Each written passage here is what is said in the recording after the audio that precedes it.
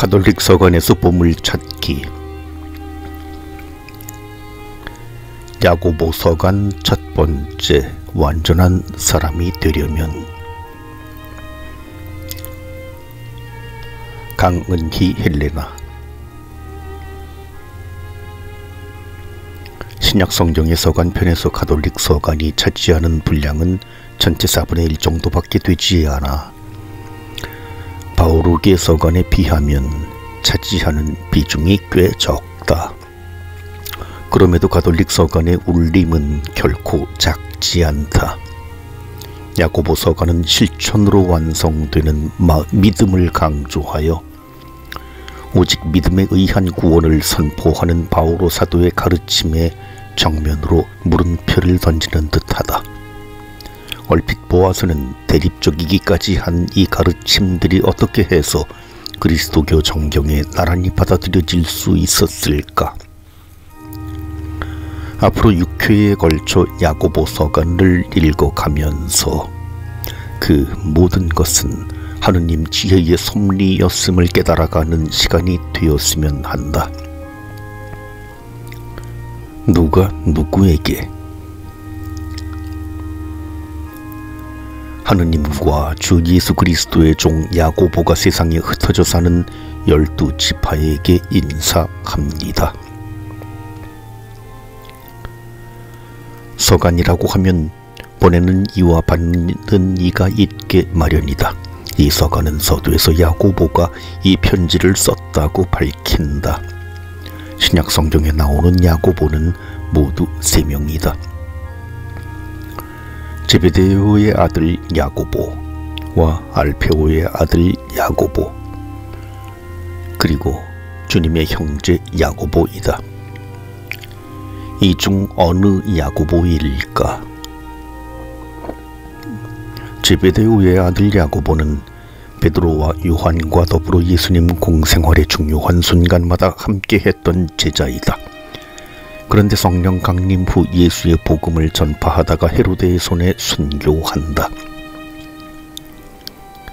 알페오의 아들 야고보도 예수님의 제자였지만 예수님 승천 후 예루살렘 위층방에서 성령을 기다리던 제자들의 무리와 함께 있었던 것 외에는 이렇다 할 행적이 없다.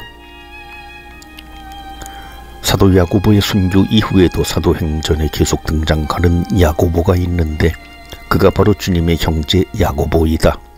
그는 다른 제자들과 달리 예수님에게서 직접 제자로 불리지 않았지만 예수님 부활의 증인이었으며 선교 초기의 갈등 상황을 해결할 정도로 권위 있는 인물이었다.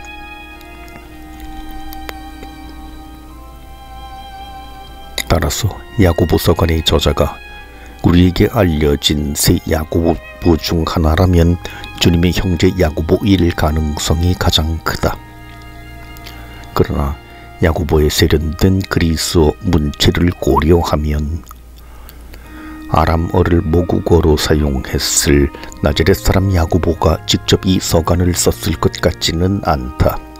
따라서 야고보 서간은 그리스어에 능통한 누군가가 당시 예루살렘 교회의 대표적 인물이었던 주님의 형제 야고보의 가르침을 계승하고 보존하기 위해 그의 이름과 권위를 빌려서 쓴 차명 서간으로 볼 수 있다. 세상에 흩어져 사는 12지파에게,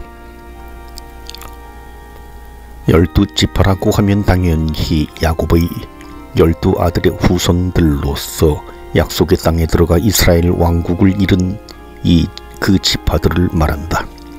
그런데 이스라엘 백성들은 하느님께서 주신 땅에 살면서도 정작 그 땅의 주인이신 하느님의 명을 따르지 않다가 결국 약속의 땅에서 쫓겨났다. 하느님께서 내리신 징벌의 기간이 끝난 후 이스라엘 백성은 유다 땅으로 돌아갈 수 있게 되었으나 모든 지파가 다 귀환한 것은 아니었다.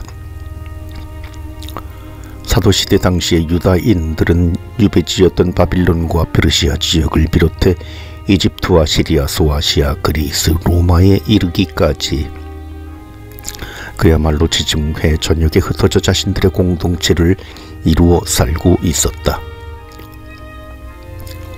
야고보서를 읽어보면 독자들이 유다인들의 전통적인 가르침을 이미 알고 있으리라는 점을 전제하고 있다. 따라서 이 서가는 글자 그대로 세상에 흩어져 사는 유다인들 가운데 그리스도를 받아들인 이들을 염두에 두고 쓴 것이라 할 수 있다. 하지만 그렇다고 해서 이 서간이 오늘날의 우리와 무관하다고 할 수 없다. 이스라엘의 12지파로서 지닌 특별한 자격은 하느님과의 관계에서 생겨난 것이고 그 관계의 핵심은 하느님의 가르침에 따라 충실히 살아가는 것이다. 하느님의 가르침인 토라, 그 토라를 완성하러 오신 분이 바로 예수님 아니시던가. 예수님의 가르침을 따르는 이라면 누구든지 야고보가 말하는 이스라엘의 12지파에 포함될 수 있을 것이며 하늘에서 내려다보고 있을 이 서간의 저자도 그것을 더 기뻐할 것이다. 완전은 두 마음을 품지 않은 상태. 그리하면 모든 면에서 모자람 없이 완전하고 온전한 사람이 될 것입니다.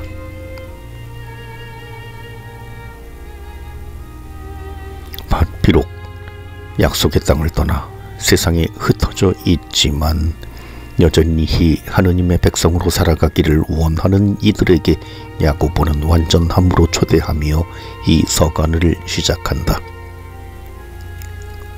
완전이라고 하면 자칫 그 자체로 완벽하여 어떤 것에도 의존하지 않는 독립적인 상태를 떠올리기 쉬우구나. 야고보가 말하는 완전이란 그런 것이 아니라 두 마음을 품은 것과는 반대되는 의미이다.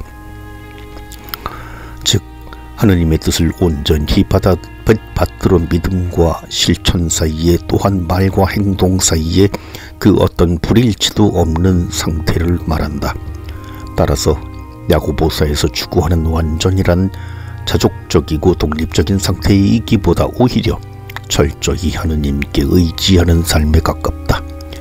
이처럼 하느님의 뜻에 따름으로써 완전에 이르게 되는 길을 야고보는 믿음과 실천의 관계, 구약성경 지혜의 가르침, 복음서 예수님의 가르침, 시련과 기도, 빈부의 문제와 자비의 실천 등 다양한 차원에서 제시하고 있다. 앞으로 이 다양한 주제에 관해 차근히 살펴보며 야고보서 저자의 육성을 가까이에서 들어보길 희망한다.